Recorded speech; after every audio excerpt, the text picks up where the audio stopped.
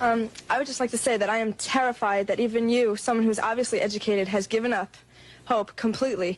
Like when you call upon us, you say white folk, you say black people, Jewish people. Why can't we come together? We obviously can come together. We just have to find a way to do it.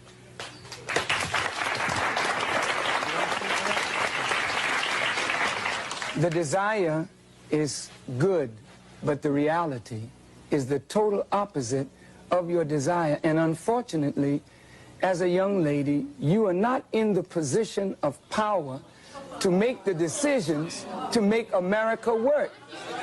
May I, as an audience of intelligent people, I would like to just take a moment to say to you that I really don't think you fully understand what has happened to these people that you look at as second-class or inferior citizens in this nation.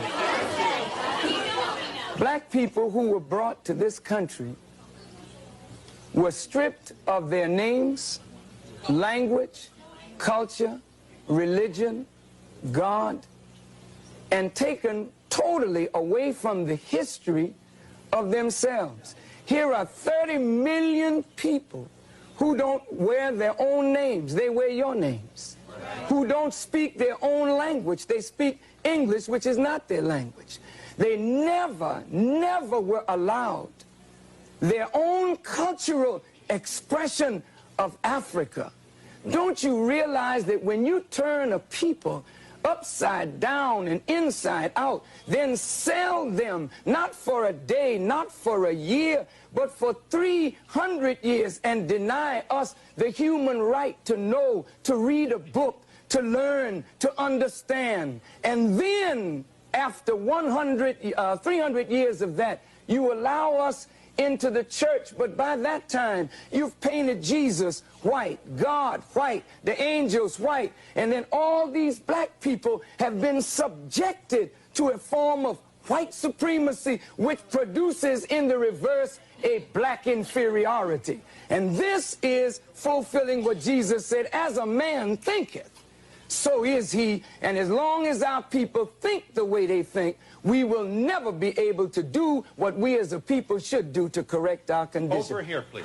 Excuse me, I was brought up in, quote, Bedford-Stuyvesant in my time. But I would like to say what scares us is I think we hear violence. The young lady said she's afraid of violence.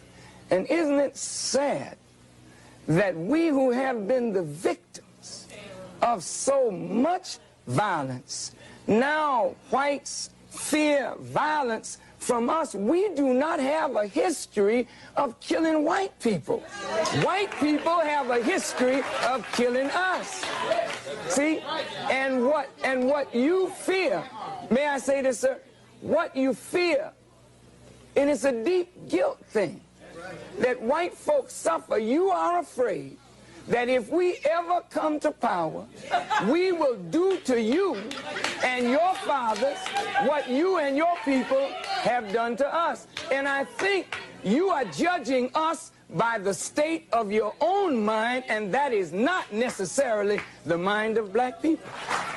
Okay, I've been listening in this corner right here, and I've heard a whole lot of negative things from the white people here. When you are trying to explain yourself, the white people don't want to hear you explain yourself. They drown you out. They start already trying to drown you out and talk over you. There's a certain amount of white arrogance here, and they don't want to listen to what black people are saying. They don't understand because they don't want to understand. I've heard a woman here say, go back to Africa. Somebody said, we have a black holiday. What does that mean? So what does that mean? He did not say that. He said, if we have a choice, what some of us can go and some of us can stay. Remember, but there's no understanding in here. People are just trying to talk. To those arrogant persons, you know, when you tell us go back, please remember where you came from. And when you want to relegate somebody to a specific place, just remember what your origin is in this world. Please, I'm not trying to be disrespectful, but I want you to understand that you, wherever you are on the earth, you're not a native anywhere. You came there and took it from the native people who are there. So please don't talk about going back, because if others talk to you about that, where would you go? I agree with you. Someone said we don't agree with you. I agree with you that we live in a racist society. But just as I'm racist, some of you are being racist in the fact that you're calling me a white folk. I realize that things that I have, things that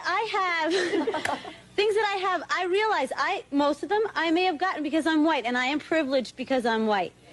But I do feel guilty. There are feelings of guilt from being white, and I realize that. But you're building walls. We build walls this high. We're separated right now. The white people are on this side, and the black people are on that side. No, I mean, I feel that you are prejudiced towards white people.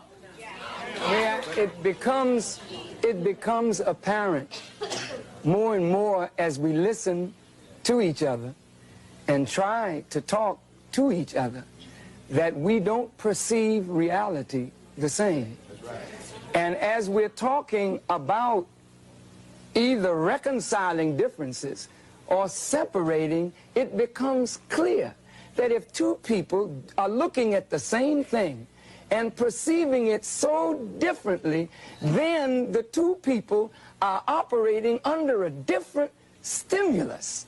And so when the young lady says, I am prejudiced, to be prejudiced means to judge before the fact.